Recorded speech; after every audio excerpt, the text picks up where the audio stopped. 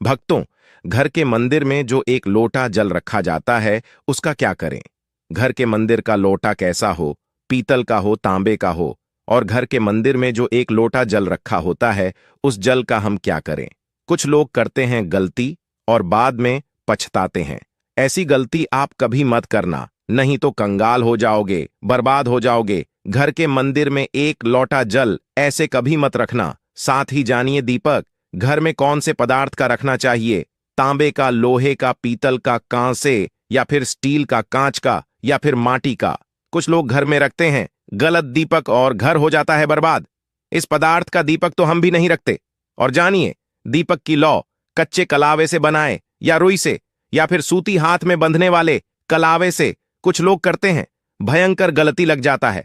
पितृदोष, शनि दोष काल, सर्प दोष, मंगल दोष, भयंकर से भयंकर गरीबी का दोष भी लग जाता है। भक्तों, कुछ लोग यहां पर ऐसे भी होंगे जो इस वीडियो को बीच में ही छोड़ देंगे। अगर इस वीडियो को आपको छोड़ना ही है तो अभी छोड़ देना, परंतु लक्ष्मी जी मां का अपमान मत करना वीडियो को अधूरा छोड़कर। इसलिए आपको घर के मुख्य द्वार पर जल कैसे छिड़कना है, इस कार्य विधि को पूरा ही देखें। आधा अधूरा देखने से समझ लेना आप मां लक्ष्मी का अपमान कर रहे हैं। भक्तों, बहुत समय से आप लोगों के प्रश्न आ रहे हैं कि मुख्य द्वार पर जल छिड़कने का सही समय क्या होता है और सही विधि क्या होती है। किस समय हमें जल छिड़कना चाहिए और क्या मुख्य द्वार पर जल छिड़कने के लिए स्नान करना आवश्यक है या बिना स्नान किए भी मुख्य द्वार पर जल का छिड़काव किया जा सकता है? झाड़ू लगाने से पहले या फिर झाड़ू लगाने के बाद जल छिड़कना चाहिए? और एक और प्रश्न आया है कि क्या पीरियड्स में हम अपने घर के मुख्य द्वार पर जल का छिड़काव कर सकते हैं या मुख्य द्वार पर दीपक दान कर सकते हैं? और जल से ही जुड़ा हुआ एक और प्रश्न है आपका के घर के मंदिर में जो प्रतिदिन हम एक लोटा जल रखते हैं, उस जल का हमें क्या करना चाहिए, किस प्रकार प्रयोग करना चाहिए? क्या हम उसे खाने में प्रयोग कर सकते हैं या फिर हम किसी पौधे में डाल सकते हैं? उस जल का उपयोग किस प्रकार से होना चाहिए? और कुछ लोगों का कहना यह है कि जब हम मुख्य द्वार पर जल छिड़क हैं तो घर के अंदर की तरफ से जल छिड़क या घर के बाहर की तरफ से जल का छिड़काव करें। इसके बारे में कई लोग शंका में हैं। आज यह शंका भी दूर हो जाएगी और मुख्य द्वार पर जल छिड़कने से संबंधित आपका अगला प्रश्न है कि कई ऐसे लोग हैं जो कि फ्लैट में रहते हैं, कुछ ऐसे लोग हैं जो किराए के मकान में रहते हैं, एक ही कमरे में रहते हैं, तो उन्हें अपने घर पर मुख्य द्वार पर दीपदान किस प्रकार से करना चाहिए? जल कहां छिड़कना चाहिए? मतलब वह इस जगह को मुख्य द्वार मानकर वहां पर मुख्य द्वार से जुड़े हुए उपाय करें। तो आज की वीडियो पूरी तरह से आपके प्रश्नों पर ही आधारित है। मुख्य द्वार पर जल छिड़कने का सही समय क्या होता है और सही विधि क्या होती है? तो देखिए, अगर आप मुख्य द्वार पर जल छिड़क हैं तो आपको ध्यान रखना है कि जल आप एक दिन पहले ही मतलब रात को सोने से पहले एक पात्र में, कोई भी आप पात्र ले सकते हैं, जैसे कि आप एक तांबे का भी पात्र ले सकते हैं। तांबे का ना हो तो आप पीतल का ले सकते हैं, स्टील का ले सकते हैं, चांदी का ले सकते हैं, जो भी पात्र आपके पास उपलब्ध हो। एक लोटे में थोड़ा सा गंगा जल डाल दीजिए और उसके ऊपर शुद्ध जल भर दीजिए। और हां, गंगा जल ना हो तो भी परेशान होने की आवश्यकता नहीं है। सिर्फ शुद्ध जल से भी आप पात्र को भर सकते हैं और उस जल से भरे पात्र को अपने घर की रसोई में रख दीजिए। अब जैसे कि आप अगले दिन सुबह उठकर इस जल का छिड़काव अपने घर के मुख्य द्वार पर करेंगे। अब बहुत से भक्तों के प्रश्न आए हैं कि क्या हम स्नान से पहले यह जल छिड़क सकते हैं या फिर स्नान करना आवश्यक है? देखिए, मुख्य द्वार पर जो सुबह सबसे पहले जल छिड़का जाता है, जैसे कि जो रसोई में रखा हुआ जल होता है, यह एक तरीके से उपाय के तौर पर किया जाता है। भक्तों, घर में किसी भी प्रकार की परेशानी हो, किसी भी प्रकार के दुख दर्द रहता हो, गरीबी हो या फिर कलह क्लेश बहुत अधिक रहता है, मतलब किसी भी प्रकार की नकारात्मक ऊर्जा से आप परेशान हैं, बहुत समय से परेशानियों में ही गिरे हुए हैं, तो ऐसे में घर की रसोई में रखा जाता है और यही जल घर के मुख्य द्वार पर सुबह उठकर छिड़का जाता है। इस जल के छिड़काव से आपके घर की कोई भी परेशानी हो बहुत शीघ्र समाप्त हो जाती है। इस उपाय को करने से आपके घर में सुख समृद्धि भी आती है। कला क्लेश से भी मुक्ति मिलती है, बीमारियों से भी मुक्ति मिलती है।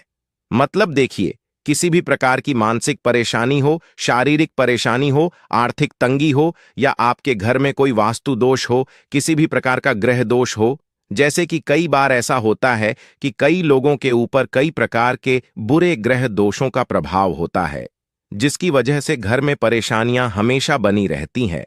तो गृह दोषों के प्रभाव से भी आपको मुक्ति मिलती है। वास्तु दोष और पितृदोष भी समाप्त होता है।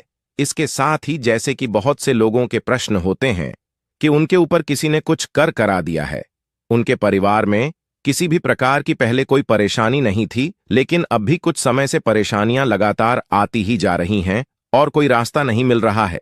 परेशानी से निकालने का तो किसी के भी किए कराए तंत्र मंत्र का प्रभाव हो, किसी की बुरी नजर का प्रभाव हो, तो भी आपके इस उपाय से, मतलब इस एक लोटा जल से, आपकी परेशानी स्वतः ही कुछ दिनों में समाप्त हो जाती है। तो यह घर की सभी परेशानियों से मुक्ति पाने का रामबाण और सबसे सरल, सबसे आसान उपाय होता है, जो हमारे सनातन शास्त्रों में वर्णित है। तो आप अपने घर की रसोई में एक लोटा जल रखें, रात में भरकर और प्रातःकाल जल्दी उठकर उसी जल से अपने घर के मुख्य द्वार को धोते हैं तो कोई समस्या नहीं है, लेकिन इस जल का छिड़काव घर के मुख्य द्वार पर सूर्योदय होने से पहले हो जाना चाहिए। अब भक्तों, जैसे आपका अगला प्रश्न है कि क्या हमें स्नान करके इस जल का छिड़काव अपने घर के मुख्य द्वार पर करना चाहिए या फिर बिना स्नान किए भी कर सकते हैं? देखिए, ये जो हम जल छिड़क हैं, मतलब ये एक उपाय होता है, तो इसे हम स्नान करने के बाद नहीं करते हैं। सुबह जल्दी उठते हैं और उठकर सबसे पहले घर की रसोई में जाएंगे, उसके बाद उस जल को लेकर आप घर के मुख्य द्वार पर जाएंगे। मुख्य द्वार खोलकर, मतलब मैन गेट खोल दीजिए, और उसके बाद मुख्य द्वार पर इसी जल का छिड़काव कर दीजिए। और जल का छिड़काव करते समय अपने पितरों का ध्यान कीजिए, मां लक्ष्मी का ध्यान कीजिए, क्योंकि कहा जाता है कि सुबह सुबह मां लक्ष्मी प्रत्येक द्वार पर आती है, सबके द्वार पर आती है, जिनके भी द्वार खुले होते हैं, जिनके घर में जल का छिड़काव मुख्य द्वार पर हुआ रहता है, उसके घर में प्रवेश कर जाती है। तो महालक्ष्मी का अपने मन में ध्यान कीजिए और एक तरह से प्रार्थना कीजिए, हे मां लक्ष्मी, आप मेरे घर में प्रवेश करें, मैं आपका स्वागत करने के लिए तैयार हूं। और इसके बाद अपने पितरों का ध्यान कीजिए, क्योंकि हमारे घर की दहलीज होती है, वहीं पर पितरों का वास माना जाता है। तो जब आप दहलीज पर जल के छींटे देते हैं तो आपके पितृ बहुत प्रसन्न हो जाते हैं और उनका आशीर्वाद भी आपको प्राप्त होता है। तो सुबह जो आप जल छिड़के, इसके लिए स्नान करने की आवश्यकता नहीं है, बिना स्नान किए भी कर सकते हैं। भक्तों, वीडियो में आगे बढ़ने से पहले आपसे छोटा सा निवेदन है कि कमेंट बॉक्स में जय मां लक्ष्मी अवश्य लिखें। महालक्ष्मी जी, जो भी भक्त इस वीडियो को देख रहा है, उसके घर में सुख समृद्धि आए, उसके घर में कोई भी परेशानी नहीं आए और पूरा परिवार सुख शांति से अपना जीवन यापन करें। भक्तों, अगर तुम में से कोई महालक्ष्मी जी को मानता है तो अगर सच में ही भक्त हैं, आप इस वीडियो को लाइक कर कमेंट बॉक्स में एक बार जय मां लक्ष्मी लिख देना और उसके मन में जो भी मनोकामना है वह पूरी कर देना। अब भक्तों, आपका अगला प्रश्न है कि क्या झाड़ू लगाने के बाद हमें जल का छिड़काव करना चाहिए या फिर झाड़ू लगाने से पहले भी जल का छिड़काव कर सकते हैं? तो देखिए, जैसे मैंने आपको पहले ही बताया था कि उठने के बाद सबसे पहला कार्य जो आपको करना है वह जल का छिड़काव ही करना है। उसके बाद आप झाड़ू लगा सकते हैं। लेकिन एक चीज का ध्यान रखिए, जब हम सोकर उठते हैं तो सबसे पहले बिस्तर पर बैठे हुए ही अपने दोनों हथेलियों को जोड़कर और दोनों हथेलियों को सामने से जोड़कर पूरी हथेली को देखा जाता है। उसमें मां लक्ष्मी का ध्यान किया जाता है। उसके साथ ही 5 देवताओं का ध्यान किया जाता है। 5 देवता कौन कौन से होते हैं? मां दुर्गा, भगवान शिव, भगवान श्री हरि विष्णु, गणपति गजानन और भगवान सूर्य देवता। 5 देवताओं का ध्यान हम अपने हाथों में ही करते हैं, हथेलियों में ही करते हैं। कराग्रे वस्ते, लक्ष्मी का मध्य, सरस्वती कर मूल्यत ब्रह्मा प्रभाते कर दर्शम। भक्तों, इस मंत्र का उच्चारण आप चाहे तो कर सकते हैं, नहीं करते हैं तो भी कोई बात नहीं। अपने इष्ट देव देवता का और 5 देवताओं का ध्यान अपनी हथेलियों में कर लीजिए। उसके बाद दोनों हाथ जोड़कर सभी देवी देवताओं को प्रणाम किया जाता है और उसके बाद अपने हाथ से पृथ्वी का स्पर्श करते हैं, धरती को छूकर प्रणाम करते हैं 2 बार या 3 बार, और उसके बाद अपना दाहिना पांव पृथ्वी पर रखते हैं, भक्तों धरती पर रखते हैं। उसके बाद ही बाकी के जो सभी कार्य होंगे वह उसके बाद ही किए जाएंगे। जल का छिड़काव आप उसके बाद ही करेंगे। मतलब सुबह उठने के बाद सबसे पहले हथेलियों के दर्शन, फिर को प्रणाम कीजिए, फिर धरती पर पैर रखें और उसके बाद रसोई में जाकर आपको जल लेना है और घर का मुख्य द्वार खोलकर मुख्य द्वार पर जल का छिड़काव करना है। मां लक्ष्मी का और अपने पितरों का ध्यान करना है। उसके बाद आप अपने घर में आ जाएंगे और उसके बाद जो भी आपकी रूटीन वर्क होते हैं, मतलब झाड़ू लगाएंगे या फिर आप स्नान करेंगे, ये सभी कार्य उसके बाद किए जाएंगे। और अब जैसे कि कई लोगों के प्रश्न आते हैं कि जब हम जल का छिड़काव करते हैं, क्या उसी समय हम घर के मुख्य द्वार पर झाड़ू लगाकर और पानी डालकर क्या हम मुख्य द्वार की अच्छे से सफाई कर सकते हैं? जी हां, बिल्कुल कर सकते हैं। पहले आप जो रसोई में रखा हुआ जल है उस जल का छिड़काव कर दीजिए। उसके बाद और भी पानी डालकर, मतलब अगर आपके पास जल और उपलब्ध है तो और जल लेकर और घर के मुख्य द्वार की अच्छी तरह से झाड़ू से या कैसे भी सफाई कर सकते हैं।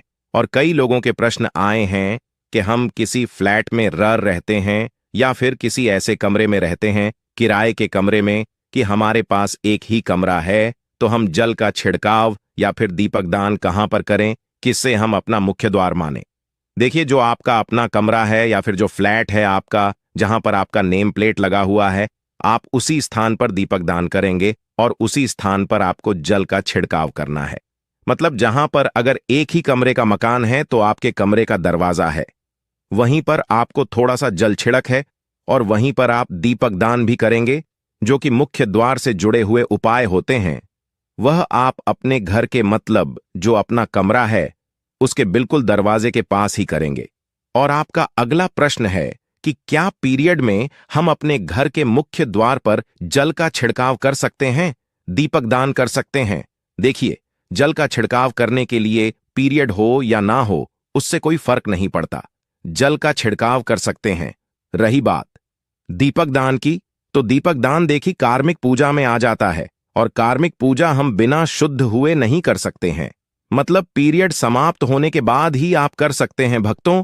बाकी जल का छिड़काव आप कभी भी कर सकते हैं, पीरियड्स में भी कर सकते हैं, कोई समस्या नहीं है। और अब आपका प्रश्न है कि क्या घर के मंदिर में जो हम जल रखते हैं, क्या वह रखना जरूरी है? और अगर हम रखते हैं तो उस जल का क्या करें? देखिए, घर के मंदिर में जल रखना बहुत आवश्यक है। जल एक ऐसी चीज होती है जिसमें सभी प्रकार की जो ऊर्जा होती है ऑब्जर्व हो जाती है। तो जो हम पूजा पाठ करते हैं, मंत्रों का जप करते हैं या वहां पर प्रार्थना करते हैं, जो भी हमारे अपने मन की कामना भी कहते हैं, भगवान से तो सभी चीजें उस जल में समाहित हो जाती हैं। इसलिए पूजा करने से पहले घर के मंदिर में एक लोटा जल रखा जाता है और उसके बाद दीपदान, मतलब एक दीपक प्रज्वलित कर दिया जाता है। यह अग्नि और जल का एक तरह से बैलेंस भी हो जाता है और इसलिए सनातन शास्त्रों के अनुसार घर के मंदिर में एक लोटा जल भी हमेशा होना चाहिए और दीपक भी प्रज्वलित करना चाहिए। तो अब इस जल का करना क्या चाहिए? देखिए, जब हम जल रखते हैं सुबह की पूजा में रखते हैं, मतलब सुबह जो हम पूजा करते हैं, प्रातःकालीन पूजा, उस समय जल रखा जाता है और वह जल हम अगले दिन उठते हैं, मतलब जब आप अगले दिन पूजा करने जाते हैं भक्तों, स्नान इत्यादि करने के बाद, तो आप उस जल को उठाते हैं। सबसे पहले तो उस जल का प्रयोग सुन लीजिए। आप अपने घर के सारे कमरों में, मतलब पूरे घर में उस जल का छिड़काव करते हैं, तो इससे आपके घर का शुद्धिकरण हो जाता है, क्योंकि वह बहुत ही सकारात्मक ऊर्जा से भरा हुआ जल होता है। इससे कई बीमारी अपने आप ही दूर हो जाती है। उस जल का छिड़काव करने से किसी भी प्रकार की नकारात्मक ऊर्जा का प्रवेश आपके घर में नहीं होता, किसी भी प्रकार की परेशानी आपके घर में हो। अगर आप नियमित तौर पर उस जल का छिड़काव करें अपने घर में, तो निश्चित ही आप परेशानियों से मुक्ति पा जाते हैं, किसी के कर तंत्र मंत्र के प्रभाव से मुक्ति पा जाते हैं। दूसरा, इसका उपाय आप कर सकते हैं। जैसे कि घर में कोई बीमार है तो आप इस जल को उस व्यक्ति को पीने के लिए दे सकते हैं और यह जल इतना शक्तिशाली होता है कि इस जल को पीने से बड़ी बीमारियों से, मतलब लंबी बीमारियों से भी धीरे धीरे राहत मिलने लग जाती है। कई बार होता है ना कि आप लोगों के प्रश्न आते हैं कि दवाई तो हम कर रहे हैं, लेकिन दवाई हमें लगता ही नहीं है, दवाई का कोई प्रभाव ही देखने को नहीं मिलता। तो ऐसे में अगर दवाई के साथ साथ उस जल को पीने के लिए रोगी को दिया जाए, यानी दवाई इसी पानी से अगर खाई जाए, तो बहुत अच्छी दवाइयां काम करने लग जाती है। और जैसे कि परिवार में अगर बहुत अधिक कलह क्लेश रहता है, हमेशा आपस में सामंजस्य बनता ही नहीं है, आपस में हर बात पर मतभेद होता है, तो परिवार के सभी सदस्य इस जल में से अगर थोड़ा थोड़ा पीते हैं तो धीरे धीरे विचारों में परिवर्तन आने लग जाता है। सकारात्मक विचार सभी के होने लग जाते हैं और आपस में समन्वय होने लग जाता है। घर से कलह क्लेश और भेद हमेशा के लिए समाप्त हो जाते हैं। और घर के मंदिर में रखे हुए जल का अगला उपाय क्या है? देखिए, अगर आप कोई दुकान करते हैं, कोई व्यापारिक स्थल है आपका, तो प्रतिदिन इसी जल में से थोड़ा सा जल ले जाकर दुकान पर व्यापारिक स्थल पर छिड़काव कीजिए। इससे आपका दुकान आपका काम बहुत अच्छा चलता है। मतलब किसी भी प्रकार की परेशानी आपके व्यापारिक स्थल पर नहीं आती है, क्योंकि जैसा मैंने आपको बताया, यह जो जल होता है बहुत शक्तिशाली होता है, बहुत सकारात्मक होता है। अब घर के मंदिर में रखा एक लोटा जल शक्तिशाली और सकारात्मक से भरा क्यों होता है? क्यों इसमें सकारात्मक ऊर्जा का भंडार होता है? आइए जानते हैं। देखिए, जल जो होता है अमृत हुआ, मीठे मीठे फल हुए, भोजन हुआ, अनाज हुआ, उससे भी बढ़कर माना जाता है। देवी देवता आपके दिए हुए इसी जल को ग्रहण करते हैं। घर के मंदिर में एक लोटा जल रखना उतना ही जरूरी है जितना आप सुबह दोपहर शाम का भोजन करते हैं। जब हम भगवान की पूजा करते हैं और तांबे के पात्र में या पीतल के पात्र में एक लोटा जल जरूर रखते हैं। जल जो होता है सागर रूपी होता है, और यही सागर आपकी नया पार लगता है। घर के मंदिर में एक लोटा जल रखने का कारण एक और यह होता है कि जो लोग भगवान को डेली भोजन नहीं करा सकते, तो वह घर के मंदिर में एक लोटा जल रखते हैं ताकि भगवान इसे ग्रहण करें। और यह जल रूपी प्रसाद इसके अगले दिन, यह सुबह के समय आप प्रसाद समझकर ग्रहण करें। लेकिन याद रहे, घर के मंदिर में रखा लोटा जल कभी भी तुलसी में अर्पित नहीं करना चाहिए। उसके लिए आप अलग से तांबे के पत्र से तुलसी में जल अर्पित कर सकते हैं, क्योंकि यह जल सभी देवी देवता ग्रहण करते हैं, तो इसीलिए तुलसी में डालना वर्जित है। लेकिन हां, अगर आपके घर में लड्डू गोपाल है, राधा कृष्ण है, और आप एक लोटा जल उनके लिए अर्पित करते हैं, तो आप अगले दिन यानी सुबह के समय वह जल तुलसी में चढ़ा सकते हैं। घर के मंदिर में जो एक लोटा जल रखा होता है, उसके अगले यानी सुबह के समय आप इस जल से अपनी आंखें जरूर धोया करें। इससे आंखों में रोशनी बढ़ती है और आंखों में जितनी भी बीमारी आ जाती है वह दूर होती है। सनातन शास्त्रों के अनुसार जो लोग घर के मंदिर में एक लोटा जल भरकर नहीं रखते, तो उनके घर में अकाल पड़ जाता है, घर कंगाल हो जाता है, बर्बाद हो जाता है, परिवार में मुसीबतें आ जाती हैं और गरीबी का आगमन हो जाता है। आप चाहे तो एक लोटा जल में पुष्प आदि डालकर रख सकते हैं, बहुत ही शुभ माना जाता है। घर के मंदिर में जो जल रखा जाता है उससे हम और क्या क्या कर सकते हैं, आइए जानते हैं। तो इस जल का छिड़काव करने से बहुत सारी परेशानियां अपने आप ही समाप्त हो जाती हैं। जैसे अगर आपके दुकान पर किसी की नजर लगी है, बहुत से लोगों के प्रश्न आते हैं कि हमारे काम को किसी ने बांध दिया है। मतलब किसी की बुरी नजर ऐसी लग गई है कि पहले तो दुकान बहुत अच्छी चलती थी, अब नहीं चल रही है। तो आप इस उपाय को कर सकते हैं। निश्चित ही बहुत जल्द ही आपको परेशानियों से मुक्ति मिल जाती है और दिन दुगनी रात चौगुनी आपके व्यापार में तरक्की होती है। और हां, घर के मंदिर में रखे हुए जल को आप अपने घर की रसोई में खाना बनाने में, पीने में भी प्रयोग कर सकते हैं। लेकिन खाना बनाने में प्रयोग तभी कीजिए जबकि आपके घर में बिल्कुल सात्विक भोजन बनता हो। मतलब लहसुन प्याज अगर आपके घर में बनता हो तो खाना बनाने में इस जल का प्रयोग नहीं किया जा सकता है। फिर आप इस जल को थोड़ा थोड़ा परिवार के सदस्य मिलकर ग्रहण कर सकते हैं और बचे हुए जल को आप अपने घर में पौधों में डाल सकते हैं। तो देखिए, ऐसा नहीं है कि घर के मंदिर पर रखा हुआ जल बेकार होता है, किसी काम का नहीं होता है। बहुत सारे उपयोग इस जल के होते हैं। अगर हम सही तरीके से प्रयोग करें तो अपने जीवन की बहुत सारी परेशानियों का समाधान मात्र इस एक लोटा जल से हम कर सकते हैं।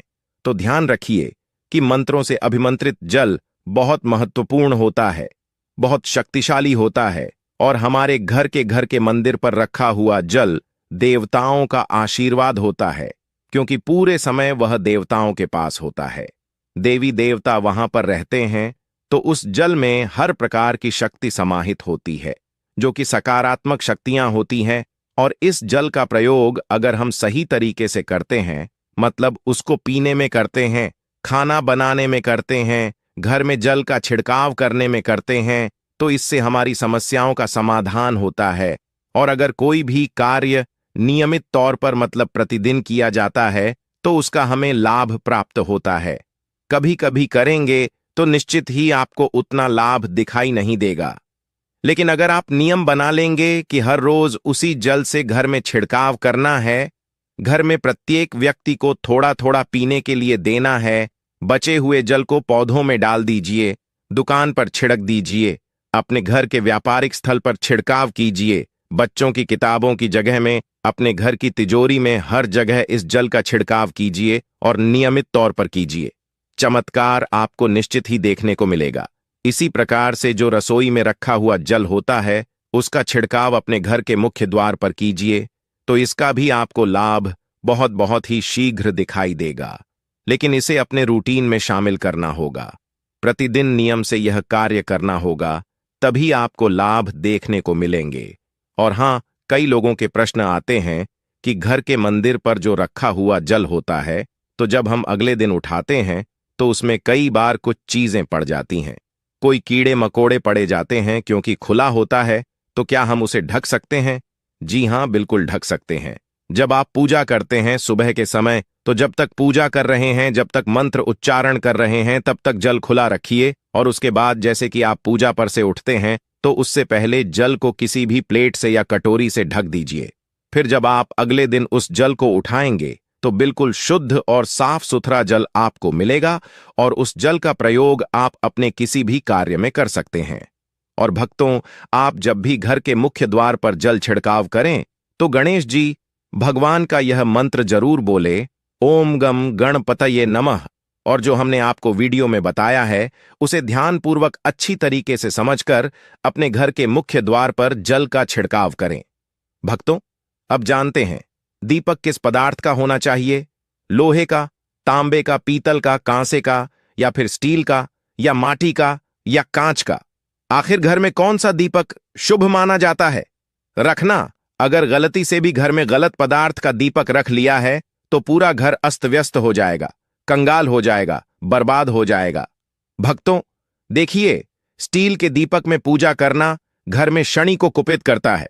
घर में लोहे के दीपक में पूजा नहीं करना चाहिए, घर बर्बाद हो जाता है, गरीबी आ जाती है।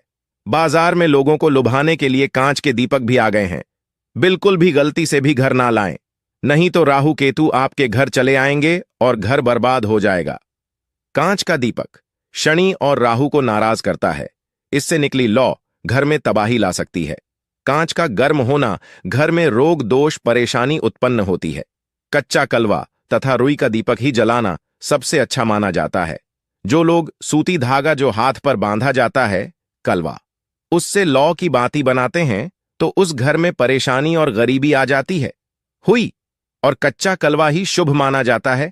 तांबे का दीपक, पीतल का दीपक, माटी का दीपक धन की देवी मां लक्ष्मी को आकर्षित करता है।